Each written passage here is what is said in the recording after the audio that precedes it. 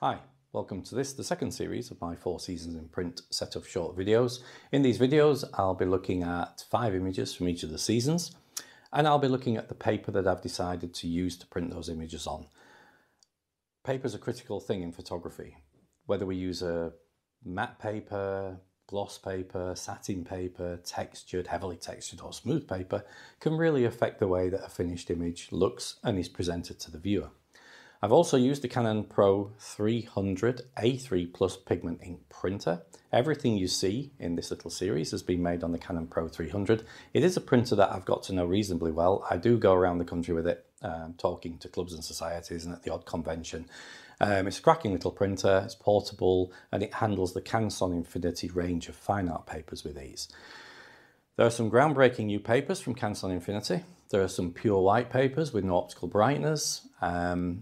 And that includes matte and smooth. So, you might learn something in this video that could really give you something different now to move forward with your own photography. So let's get on with this week's video.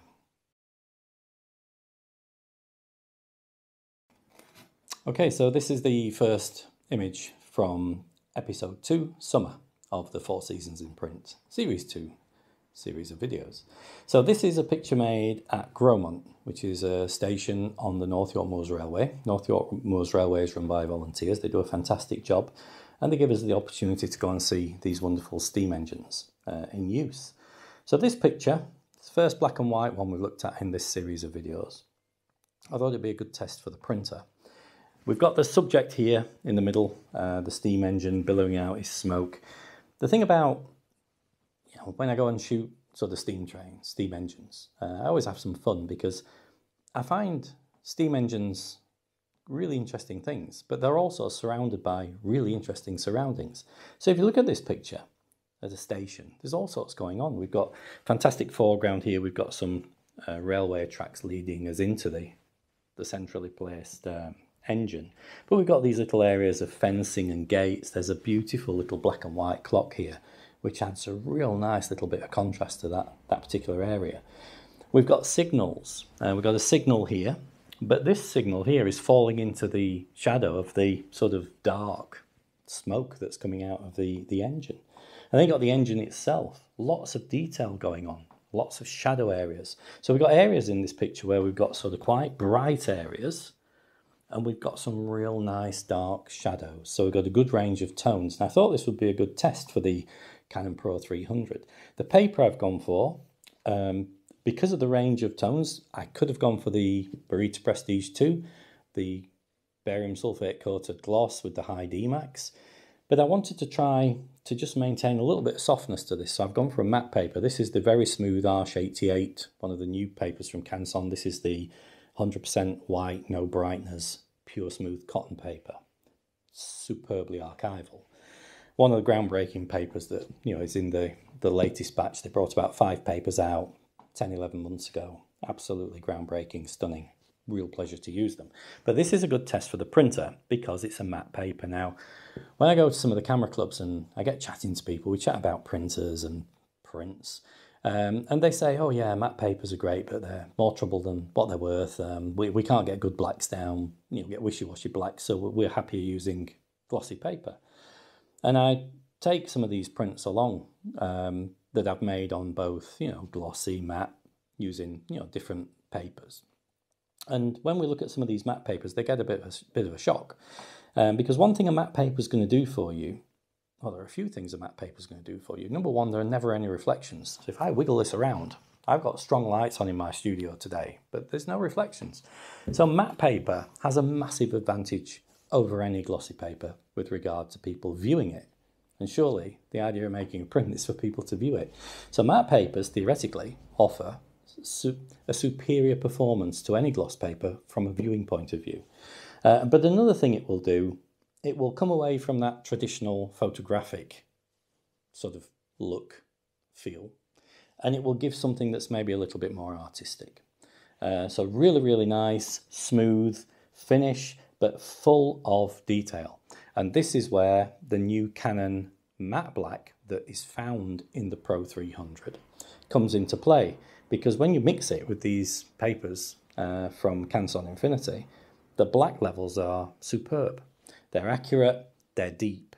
So you can now have, with this little A3 Plus printer, the option to use some of these fine art matte papers and get your own pictures down on a matte paper where the blacks are quite black. So it's got a fantastic Dmax for a matte paper. It's almost up there with the Prestige 2. And there's no compromise when you come to look at how you're going to get your work down for others to see. So that's the first picture today. It's the first black and white one we've looked at. And the printer, the Canon Pro 300, has done a fantastic job. So that's the first picture.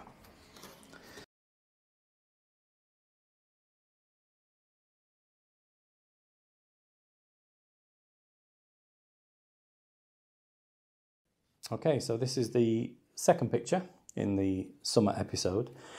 This is a picture made at Bamburgh on the Northumberland coast. It's called Bed of Basalt, Bamburgh. And the reason I've called it that is because this castle sits on a bed of basalt. And if you look on the beach, if you just go down to the beach, you turn left, there's a load of basalt rock on the beach, which makes for fantastic foregrounds in its own right. But I wanted to shoot the dunes. 12 years ago, I made a really lovely picture. It's one of my favourites, called Dunes of Gold. You'll find it on the website. If you have a look at that picture, it's all about light and softness. We've got dunes in the foreground, interspersed with sand. And then in the background, we've got a castle and a really lovely sky at sunrise. Now, this is the end of the day this time, but this is the same kind of location. So if you do look up Dunes of Gold and then look at this, you'll see how the landscape changes. These marram grasses are sweeping over the sands, changing the shape and sculpting different patterns as time goes on. So I wanted to go back and see, and what the result was, whereas on the other picture, I've kind of focused on the dunes and the castle. This picture, I'm focusing a little bit more on the surrounding sort of beach area and the area around the castle more. I think that's where my attention's drawn to in this picture. So we've got some fantastic detail going on here. We've got some lovely leading lines that push you through the image. We've got an interesting sky. So, you know, this was the end of the day. The sun's off to the left, way round to the left, because obviously we're on the east coast here, so the sun sets over on the west. But on the east coast, maybe an hour before sunset, hour and a bit, we get some lovely soft light. And it's a really, really nice result. I'm very pleased with it, and it has a totally different feel to the one I made before, which is always a bonus. As far as paper goes, I've stuck with a matte paper for this one, so no reflections. And this time I've gone with the slightly textured BFK Reeve. And the reason I've done that is because I just wanted to introduce something into that sky. I just wanted it to have an element, to introduce an element that wasn't there, to lift it from being a plain area to an area with some kind of visual detail in there, which is the slightly speckled texture of this paper. The printer's done a fantastic job. There are other colours other than red in this print. I know I've mentioned red, but I really do feel that the addition of the red adds to all these kind of colours here. Anything warm, sort of yellows, yellowy greens, yellowy oranges, orangey reds, whatever. I think that the output is absolutely superb, and I think that the red gives the printer more options when it's trying to match those colours that are on your screen, that Photoshop's telling the printer to mix. So I've found it to be exceptionally accurate. The level of detail is phenomenal. And it's a pleasure to use, really easy to use. So again, just choose your paper. I'm using the rear feed, the manual feed for these, because they're slightly thicker. This is another 310 gram, but because it's been made on a cylinder mold, it's a little bit thicker than some of the other papers. So it's a real pleasure to handle, and the rear feed is absolutely perfect. So for all the Canson Infinity papers, I'm using the rear feed slot on the Canon Pro 300. But that's like I say, another image made in the summer, and it was just really lovely to see it on this paper. So that's that image.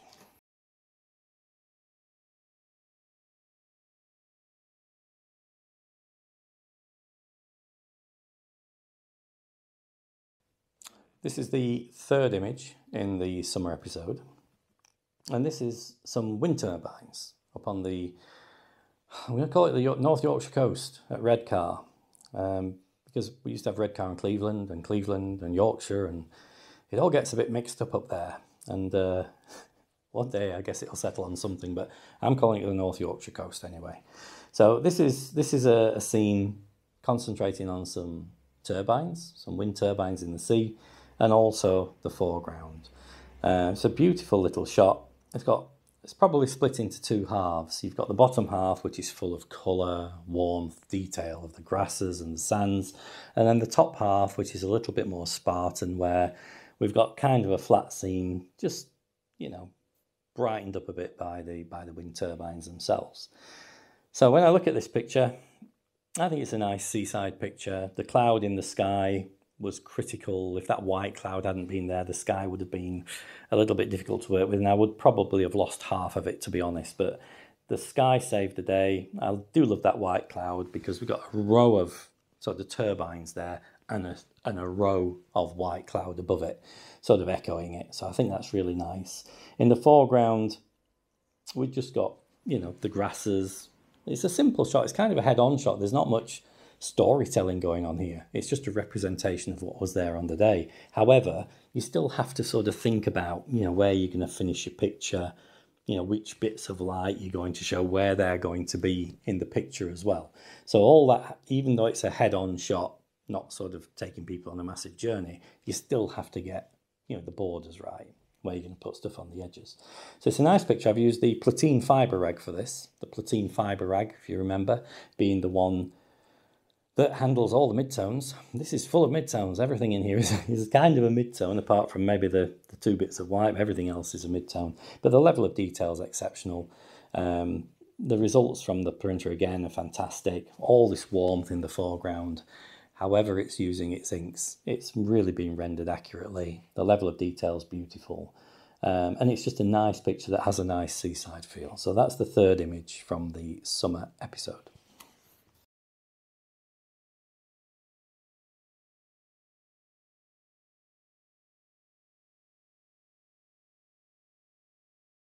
Here is the fourth image from the summer episode. Now, this is a picture that, I'll be honest with you, 17 years ago when I started on my photographic journey, I would have been really excited going to the seaside, shooting dawn. But 17 years later, the prospect of getting up at 2 a.m. to head to the coast to get there for like 3:15 to set up and often shoot before dawn, that sense of excitement's kind of turned into a sense of dread. However, this is just a couple of years ago, and, you know, this was about 4:15 in the morning when I shot this. It's still really nice and a real sense of excitement when you're lucky enough to go to the coast and make a picture at sunrise. This is a very subtle picture, and care had to be taken at time of capture, really, to try and sort of convey that subtlety within the image. So we start off with this sky. It's a lovely sky, but it's a very flat sky. It's basically a band of colour with a bright little fireball in it. But I think the reason this image works, there's a few sort of levels to it really, but this sort of smooth area of sky up here kind of marries in with the smooth areas of sand that you can see throughout the picture. So there's kind of a repetition there of an area of coloured space, let's call it. As far as the composition goes, the tide was going out, so followed the tide out. It obviously left these little pools, and for a short time, you know, maybe half an hour, 45 minutes, before the water disappeared, we ended up with little rocks acting like islands in isolated puddles. So it was a case of just finding a pattern, really. I quite like the light around the edge of some of these little craters that have been created in the sand by the retreating water. But it's a lovely, soft, subtle picture. And like I say, there's a real feeling of serenity when you look at it. So it's a nice seaside picture. It's quite arty. There's not a lot of detail going on. The rocks themselves here, it's just a rock. So it's not like an area of grasses where there's going to be detail, or a fishing boat or something like that. So it's quite subtle. And for that reason, I've gone with the smooth matte paper, the Arch88, one of the new ones that I've mentioned a few times so far in this video and in the previous episode. This is the smooth, pure white, no optical brightness, paper from Canson, and obviously because it is matte, I'll show you again, there's no reflections. Matte paper, if you are exhibiting, it's really worth considering using matte papers because you do not get reflection, which means from any angle it can be viewed absolutely perfectly. The printer, the Canon Pro 300, again, done a fantastic job. All the colours have been printed accurately. The detail that I have got on the rocks is absolutely fine. It's handled the paper with ease, and I've probably been going around the camera clubs with that printer, and I've probably done a couple of hundred prints now on it, and to be honest, there's never been a problem. So it really does do the job. But the main thing is it lets you get colours down accurately on these fine art archival papers. So this is the fourth image, and this is another matte paper, and that one is called Interwoven, Robin Hood's Bay. So it's obviously relating to the rocks there. So that's the fourth one in the summer episode.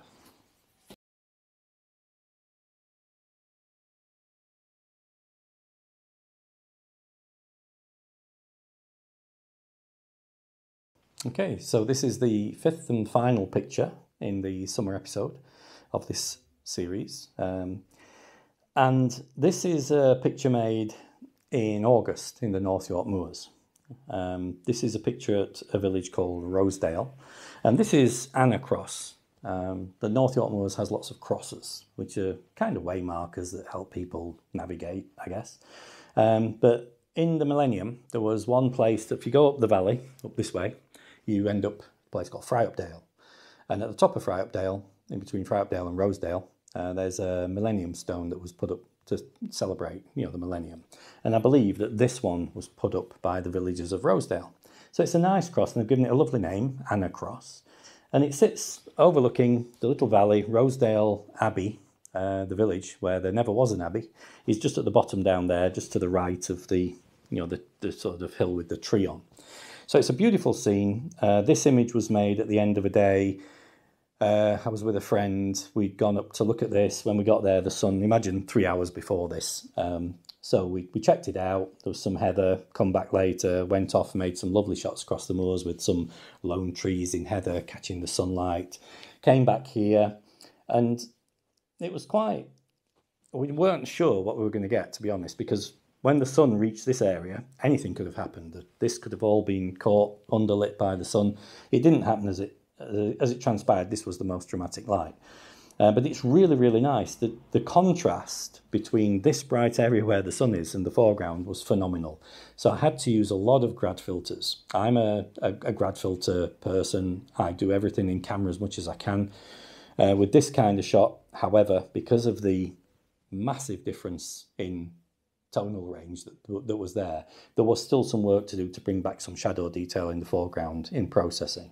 However, really like the result. I like the drama, I like the sun rays flooding into the valley, and I like the heather. So the heather, every year I try to get out and shoot some heather, just the same as I do with some bluebells or some poppies.